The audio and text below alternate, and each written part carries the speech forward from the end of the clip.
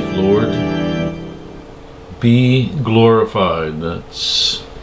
We heard a few measures of that great chorus, played by the late Eric House on the Gower Christian Church Sanctuary organ. It's 7 minutes with the Savior.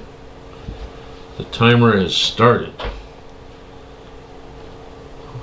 Good to have you with you. You can see I'm coming to you from Studio 2B in the sprawling Gower Christian Church Media Campus. It's a glorious day outside, and I thought I'd leave the blinds open so you can see a little bit of the courtyard out there. If you are a fairly regular watcher of 7 Minutes to the Savior, you know that I use a prayer app to kind of stimulate my prayer thoughts in the morning, called Lectio 365. That's Lectio 365. You can get it on your Google Play Store or your Apple iPhone store. And they had a tremendous thought today that I'm sure somebody out there needs to hear today. It was helpful to me. They were looking at the story in Acts chapter 4 where Peter and John are arrested for preaching about Jesus. They're in the temple in Jerusalem and they're preaching, or around the temple, and the temple police arrest them and bring them in front of the Jewish leaders, who tell them that they need to stop it.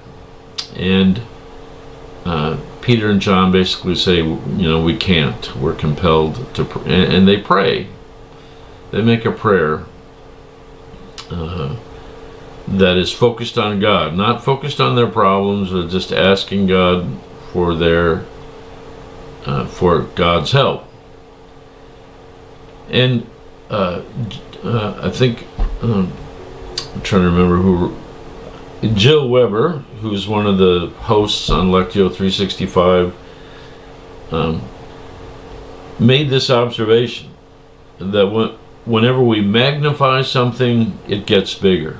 And her question was, so am I going to magnify the problem or magnify the Lord? And I thought, man, what a great way to look at things. Am I going to focus on the problem, or am I going to focus on God and look to God for help in whatever it is that we're dealing with? But I love that idea about magnification. Are we going to magnify the problem, or are we going to magnify the Lord? And what a great way to look at things. I think that's so important for us. That doesn't mean that we don't address our problems, but we address whatever stresses, problems we are living with from the perspective of faith, and a trust and belief that the power available to us by God's grace is more than able to help us get through whatever problem, crisis, issue we are facing.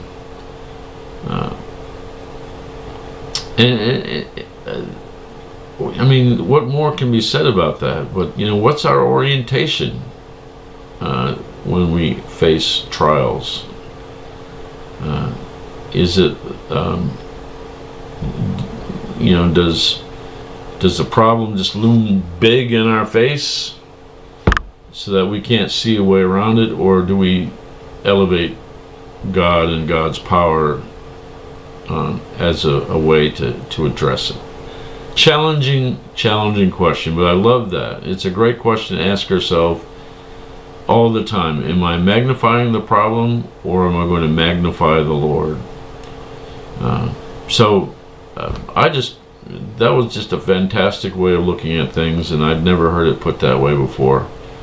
And it really helped. It was a helpful way for me, and I hope and believe that it's a great way for others to look at it, at their circumstances as well.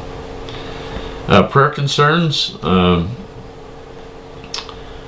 Julie Hansborough is having surgery today. So please keep her in your prayers as she may be in surgery as we speak.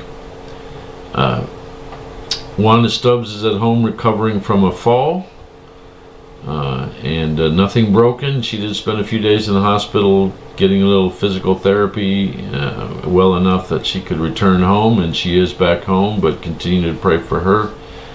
And Luann Wymore, we're praying for Luann Wymore as she's having some serious chronic health problems that she's struggling with. Schedule-wise, something really important. Gower Christian Church is hosting a blood drive tomorrow from 2 to 6 in our fellowship center.